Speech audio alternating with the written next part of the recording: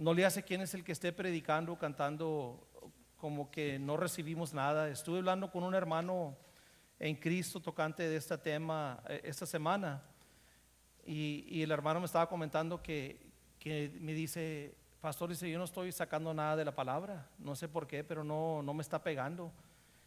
Y yo entiendo en la situación que se encuentra este individuo, porque como les digo, ha habido veces que yo también así me encuentro.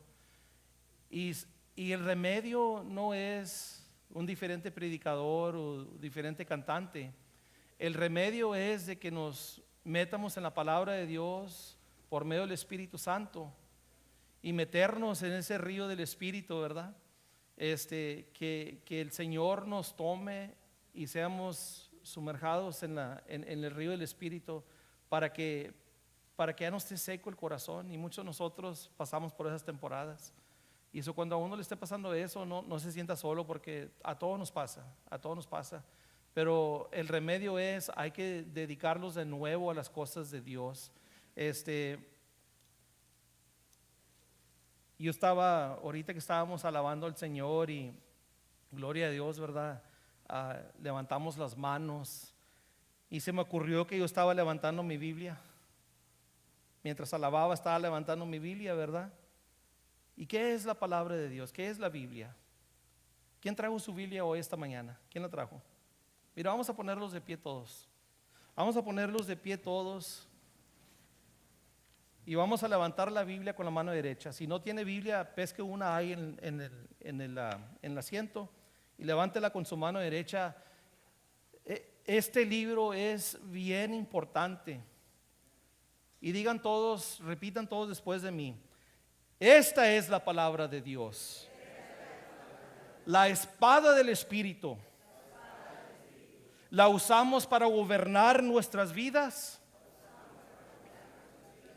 y destruir fortalezas construidas por Satanás, liberando al cautivo, y no nos rendimos ni damos un paso para atrás hasta que el reino de Dios reine supremo en este mundo. En el nombre de Jesús, amén y amén. Amén. Pueden tomar sus asientos, hermanos. ¿Qué tanto de ustedes creyeron lo que acaban de decir ahorita? Esta es la espada del Espíritu, mis hermanos. Uno vive su vida mediante la palabra de Dios. La palabra de Dios gobierna la vida de uno cristiano. Pero se llega al punto que necesitamos que entrar al ataque, a la ofensiva. Y en la manera que entramos a la ofensiva, mis hermanos queridos, es por medio de la palabra de Dios. Hablamos la verdad entre medio de las mentiras del enemigo. Destruimos fortalezas que el enemigo ha construido. Y uno se arma con la palabra de Dios y la ayuda del Espíritu Santo, mis hermanos. Siempre, siempre cargue la palabra de Dios con usted.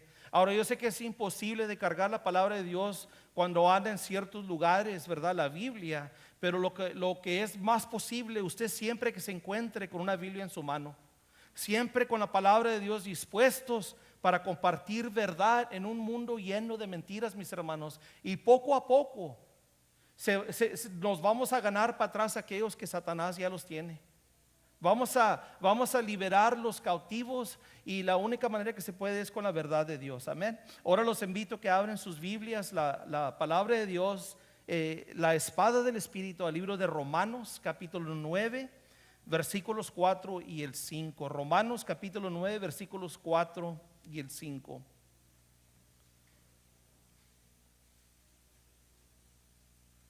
Y la palabra de Dios nos dice, empezando en versículo 4, dice: el pueblo de Israel.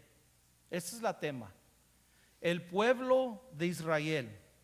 De ellos son la adopción como hijos, la gloria divina, los pactos, la ley y el privilegio de adorar a Dios y contar con sus promesas. De ellos son los patriarcas, y de ellos, según la naturaleza humana, nació Cristo, quien es Dios sobre todas las cosas. Alabado sea por siempre. Amén. Amén. En las noticias este mes pasado, mis hermanos, vimos en las noticias en donde el grupo ese de los musulmanos, ¿lo pronuncié bien? Los muslims.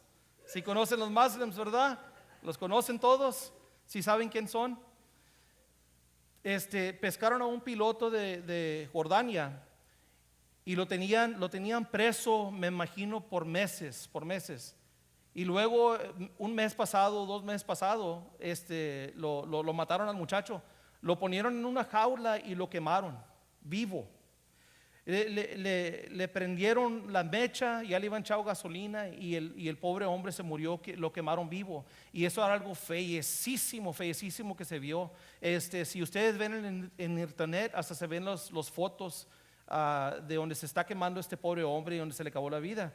Ahora, cuando sucedió esto, el presidente Rey Abdullah de Jordán, él estaba con el presidente Obama. ¿Escucharon eso? ¿Vieron ustedes las noticias cuando él estaba con él? Él estaba con el presidente Obama, y cuando le comentaron que ISIS iba matado al piloto de él, se le cambió su rostro. Inmediatamente, como tenía él estaba muy contento, muy gustoso hablarlo con el presidente Obama, y nomás le comentaron que le iban matado a su piloto, y de repente, mis hermanos, le cambió el rostro, como que de repente se le entró una rabia. Y se le quedó viendo él a las cámaras con ese coraje, como que si pudiera decir algo lo fuera dicho. Y él estaba viendo las cámaras y sabíamos todos que él estaba viendo a ese grupo de ISIS, los estaba viendo como en manera de decirles, la van a pagar. Y sí la han pagado. En estos 2 meses después de que sucedió eso, él fue para atrás inmediatamente para su país y se vistió como militar, ¿verdad? Como el estilo militar. Y él le dijo, el mensaje que él le dio a ISIS era esto: les dijo, los voy a buscar y te voy a matar a ti, a tu mamá, a tu papá, a tus hijos, tus hijas y a toda tu familia, y no voy a parar hasta que ninguno de ustedes esté vivo. Así dijo el hombre ese, así dijo. Ahora, esto es algo que los Estados Unidos ha estado tratando de hacer por un tiempo ya. Los Estados Unidos ha estado mandando su ejército para allá para combatir contra este grupo que han hecho bastante mal en aquella parte del mundo, ¿verdad? Pero algo era diferente con este hombre. Cuando este hombre dijo que iba a hacer eso, es como que todas las naciones que estaban ahí alrededor de Jordania, todos lo apoyaron. Él recibió un apoyo y empezó el ejército de Jordania, empezaron a buscar y a encontrarse los lugares de ISIS y a destruir. Me parece que al último que leí yo, iban destruido arriba de 40 lugares en donde se encontraban este grupo. Y dicen que ahora este grupo ISIS andan con bastante temor, llenos de temor, porque este hombre y la nación, su ejército, y con el apoyo de las otras naciones, andan atrás de ellos. Ahora, ¿por qué es diferente ahora? ¿Por qué fue diferente con el rey Abdullah y los Estados Unidos?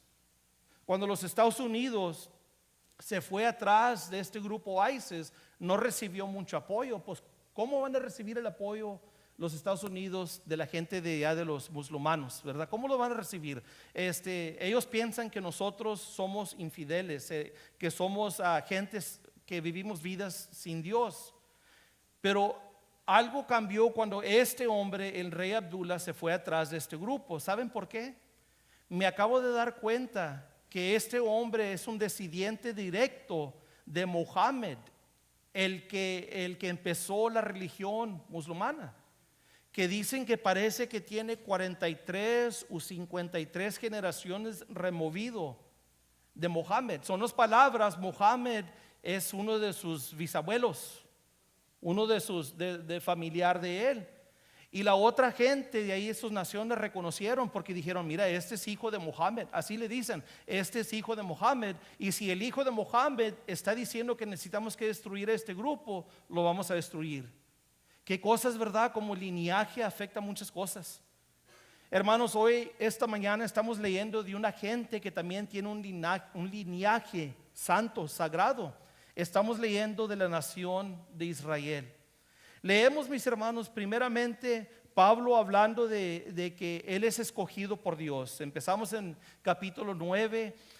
Pablo está hablando de que él es escogido por medio de Dios, y dice que él quisiera que él mismo fuera maldecido y cortado de Dios, si para que ganarse sus hermanos, su misma raza, que es la nación de Israel, los judíos. Y ahora dice aquí el tocante, empezando versículo 4, tocante de la nación de Israel, habla de ellos específicamente, qué tipo de relación tienen ellos con Dios. Primeramente dice él, dice de ellos son la adopción como hijos, la adopción. Ahora, primero antes de leer eso, ¿de dónde vino el nombre Israel? El nombre Israel se encuentra en Génesis capítulo 32, versículos 22 al 32, en donde Jacobo luchó con Dios toda la noche. ¿Se acuerdan ustedes eso? Jacobo luchó con Dios toda la noche, y en luchando con él ya estaba saliendo el sol, y Dios vio que Jacobo nunca se rendía. Y eso dijo, ¿sabes qué? Ya necesito que irme. Y su Dios estaba yendo y Jacobo no lo soltaba. Le dijo, no te suelto hasta que me bendigas, dame una bendición. Y en eso Dios le preguntó a Jacobo, ¿cómo te amas? ¿Cómo te amas? Y era una pregunta muy curiosa, mis hermanos, porque en esos tiempos, en la cultura hebreo, el nombre significaba qué tipo de persona era esa persona, ¿verdad? Y cuando el Señor le preguntó a Jacobo, ¿cómo te amas?, verdaderamente le estaba preguntando, ¿qué tipo de hombre eres? ¿Nunca les han preguntado a ustedes qué tipo de hombre son ustedes o mujer? ¿Nunca te han preguntado? Cuando estás hablando con alguien y de repente alguien te pregunta, oye, háblame un poco de ti mismo, ¿qué tipo de persona eres? Y empieza uno a hablar de las cosas mejores de nuestra vida, ¿verdad? No, pues soy un hombre muy noble, soy un hombre que sirve a Dios, soy un hombre que es fiel, siempre estoy en la iglesia, soy un hombre que siempre alabo al Señor en los domingos, ¿verdad? Hablamos de las cosas buenas de la vida que tenemos, que nos pertenecen, pero ¿cuánto de nosotros verdaderamente hablamos de las cosas malas de la vida de nosotros? ¿Quién? Casi nunca. Nunca le vamos a platicar a la gente, no, pues soy maliciento, soy chismoso, soy odioso, guardo rencor, ¿verdad? Nunca le vamos a platicar eso a la gente, le vamos, como quien dice, ponemos el mejor pie para el frente. Así es, así somos todos, no se sientan culpables, así soy yo, ¿verdad? Pero ahora el Señor le preguntó a Jacobo, ¿cómo te amas? ¿Qué tipo de hombre eres? Ahora el nombre Jacobo indica esto, es un nombre, lo que se nombra supplanter, deceiver, uno que vive en la decepción, uno que vive nomás en la decepción para remover a alguien que está en posición adelante de él, para él meterse, para él ganar. Ese es el tipo de hombre que él era. Y cuando él le contestó al Señor Dios, él le dijo, pues soy un hombre que se dedica a la decepción. Ese es el tipo de hombre que yo soy. Y el Señor le contestó, de aquí para adelante, tu nombre ya no es Jacobo, ahora es Israel, porque has luchado conmigo y has vencido. No que le ganó a Dios, pero ha vencido, ¿verdad? Es un hombre que no se dio por vencido. Le cambió el nombre ahí viene el nombre Israel. Y dice el apóstol Pablo, dice, primeramente, dice, es una gente que ellos son la adopción como hijos.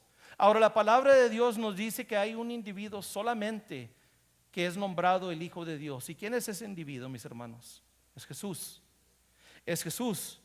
Pero ahora todo aquel individuo que ha recibido a Cristo como su Señor y Salvador, ahora ha recibido la adopción para ser nombrado Hijo de Dios.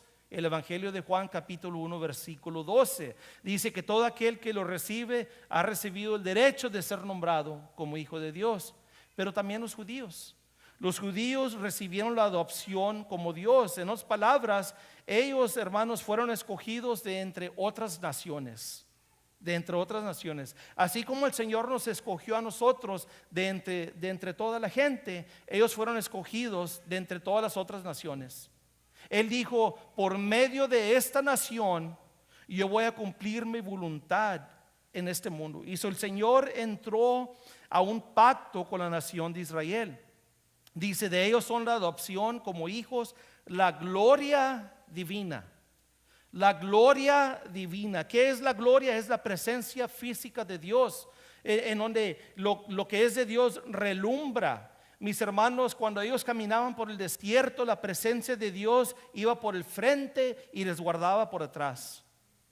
Siempre se presentaba la presencia de Dios con la nación de Israel.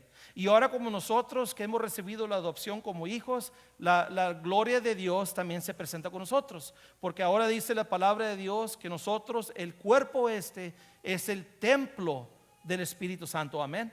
Y eso se encuentra la gloria de Dios, la presencia física de Dios. Siguiendo leyendo, dice la gloria divina, los pactos, que es el pacto que entró Dios con Israel, la ley. Ahora, ¿qué es la ley? La ley de Moisés. La ley de Moisés se encuentra en el Antiguo Testamento. Ahora, nosotros hemos sido liberados de lo que se requiere la ley, pero no quiere decir que la podemos negar. La ley se usa, mis hermanos, por sus principios. La ley se usa en manera de gobernar nuestras vidas también. Mis hermanos queridos, el Señor Jesucristo dijo, cuando yo vine al mundo, dice, no vine a destruir la ley, pero para cumplirla. Y por parte de nuestro Señor Jesús, nosotros hemos cumplido la ley. Ahora, la palabra de Dios dice esto, que si uno está culpable de quebrar una de las leyes de Dios, es culpable de haber quebrado todas, ¿verdad? En el libro de Santiago dice, si uno es culpable de haber quebrado la ley de Dios, uno es culpable de haber quebrado todas. ¿Quién aquí ha quebrado la ley de Dios en su vida? Levanten sus manos. Yo espero que todos levanten sus manos. Todos levanten sus manos. Todos nosotros hemos quebrado la ley de Dios. ¿Y sabe qué quiere decir eso? Que en la presencia de Dios nosotros estábamos culpables delante de Dios. Estábamos culpables delante de Dios, pero Cristo nos quitó la culpa. Y con la culpa de nosotros y ese rechazo y esa vergüenza que teníamos nosotros, Él se la puso Él sí mismo y se fue para la cruz y crucificó todos nuestros pecados. Gloria a Dios, mis hermanos, que por medio de Él nosotros cumplimos la ley. Hablando de la ley, miren, mis hermanos, la nación de Israel fallaron mucho tocante de la ley. Ellos al principio negaban la ley, pero luego después cuando ellos regresaron a Jerusalén, ellos se pusieron a pensar, ¿sabes qué? Para ya no caer cortos de la ley, ahora vamos a agregarle más leyes de ellos mismos, para no caer cortos, ¿verdad? En otras palabras, ellos se fueron de un extremo a otro extremo. Y en ese mundo, cuando estaban al otro extremo, en ese día, en esa época, es cuando llegó el Señor Jesús, es cuando entró. La ley, mis hermanos, es para enseñarnos que caemos corto de la gloria de Dios. Para eso es la ley. ¿Quién de aquí puede mantener la ley perfecta? Nadie. Solamente Jesús, solamente Cristo, ¿verdad?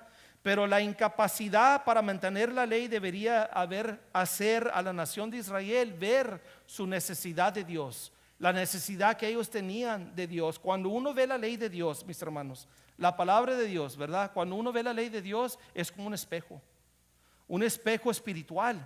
Y viendo el espejo espiritual vamos a ver nuestros detallitos, nuestras caídas. Vamos a ver que sí caemos corto de la gloria de Dios. Y en eso necesitamos que reconocer que ahora más necesitamos de la gracia de Dios.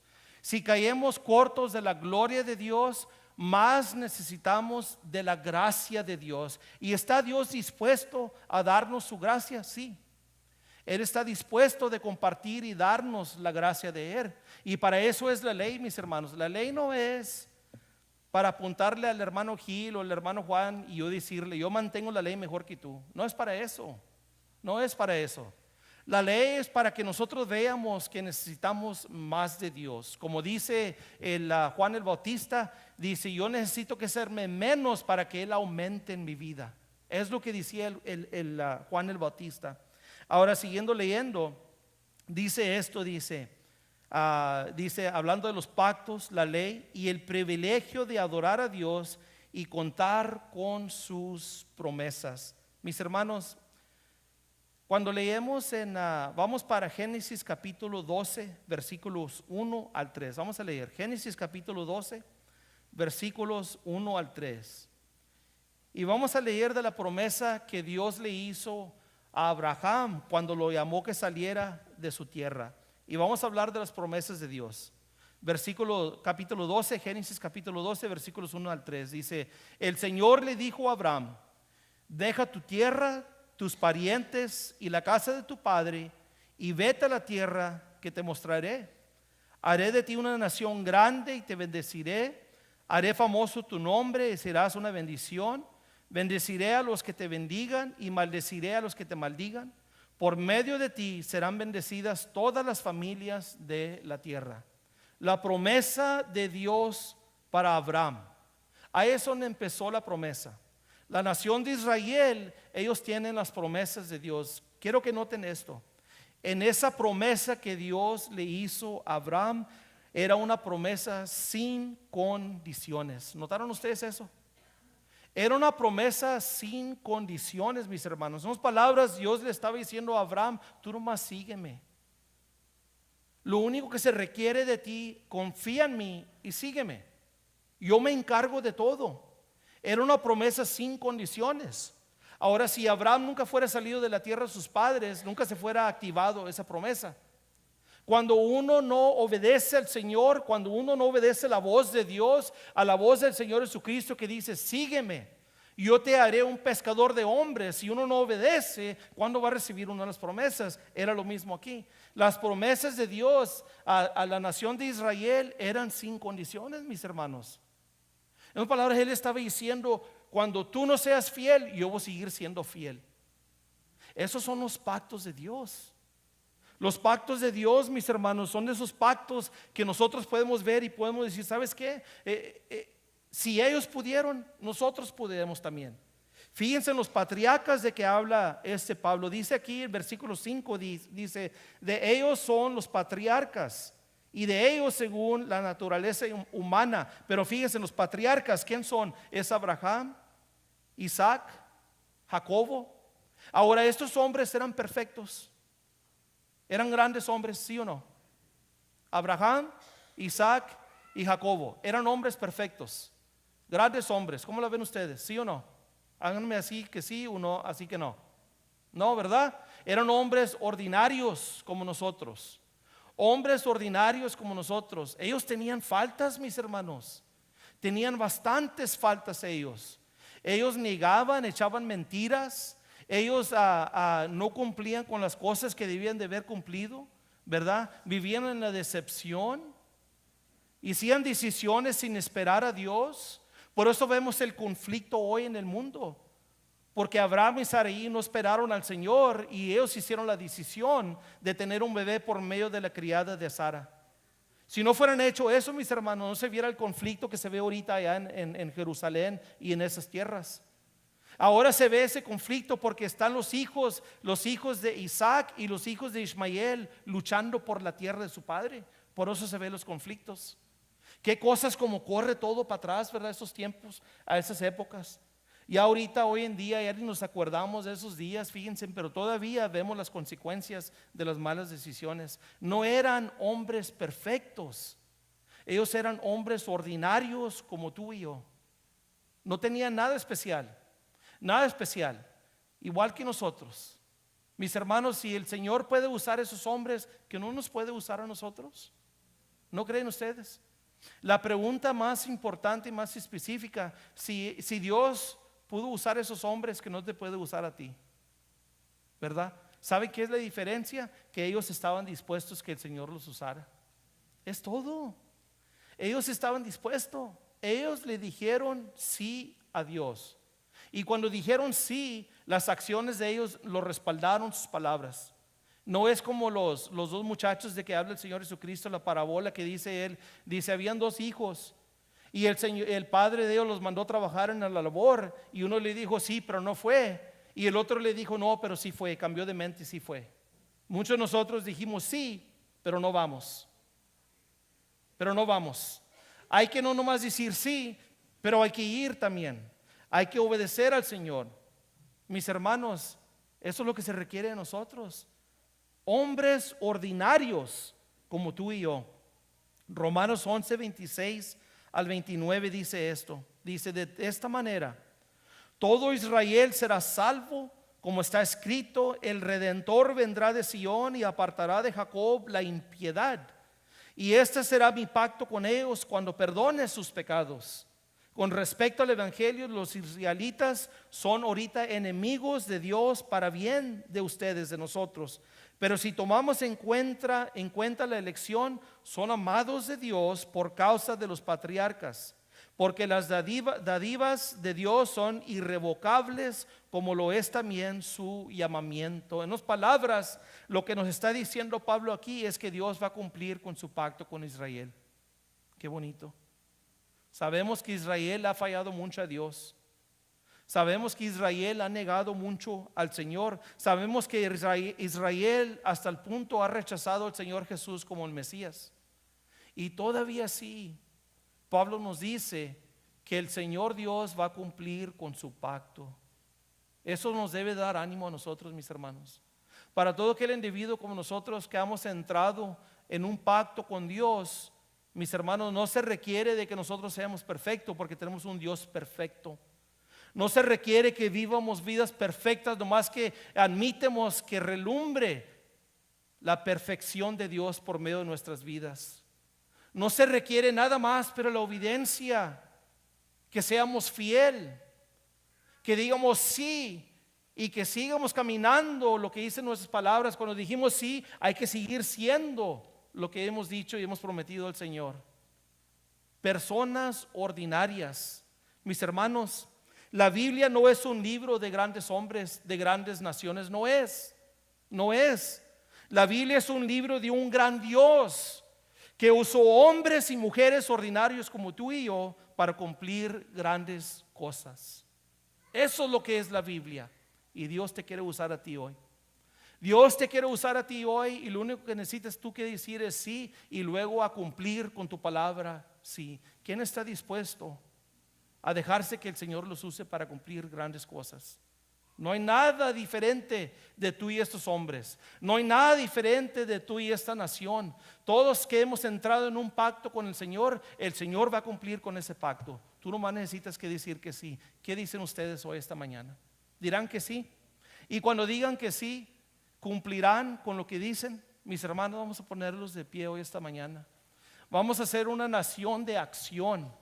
Vamos a ser una gente que no nomás dice que sí al Señor, pero va a demostrar el amor, la gracia, la misericordia, la perfección de Dios que vive entre nosotros. El Señor desea usarte. El Señor desea usarte. ¿Sabes qué? ¿Saben qué, mis hermanos? Se me está ocurriendo aquí que tal vez el mensaje se oye igual todas las semanas, ¿verdad? ¿Saben por qué se oye igual todas las semanas? Porque hasta que no nos enseñemos a caminar en lo que el Señor requiere de nosotros, no vamos a avanzar más. No vamos a avanzar más. Vamos a seguir las mismas cosas. Se va a predicar la cruz de Calvario, porque Cristo vino y derramó de su sangre en la cruz, mis hermanos, para entrar a un nuevo pacto con Él. Un pacto que todo lo que se requiere de nosotros es decirle que sí al Señor. Es todo. Vamos a decirle que sí al Señor hoy, esta mañana. Vamos a rechazar toda la maldad de nuestras vidas. Así como Israel ha rechazado al Señor Jesús como su Mesías, vamos a rechazar la maldad en nuestras vidas. Vamos a decirle que sí a Dios y no a la maldad. Cualquier sea su decisión hoy, esta mañana, quieren renovar su pacto con el Señor, pásenle para el frente. A lo mejor tal vez quieres arrodillarte hoy, esta mañana, y decirle al Señor: ¿sabes qué? Perdóname, yo te he rechazado toda mi vida, pero ya no, jamás. Yo entrego mi vida a ti. A lo mejor hoy es el día que recibes a Cristo como tu Señor y Salvador. Si no lo recibes, si no recibes al Señor Jesús como tu Señor y Salvador, se va a llegar el día que vas a morir, te vas a ir de este mundo, y si no es tu Señor y Salvador, no vas a tener una vida eterna con Dios, pero vas a estar en el infierno. En el infierno, así como quemaron a ese piloto de Jordán. Eso va a ser una realidad para ti, pero por toda eternidad. Son palabras fuertes, pero es verdad, porque eso se encuentra en la Biblia. Mis hermanos queridos, hoy es el día de salvación. Entrega tu vida al Señor Jesús. Renueva tu pacto con el Señor. Cualquier sea tu decisión, toma acción y dice que sí. Cansado del camino, sediento de ti,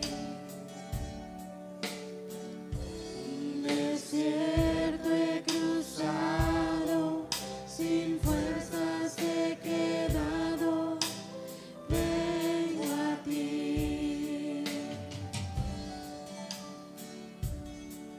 Luché como soldado, y a veces sufrí, hasta veces sufrí.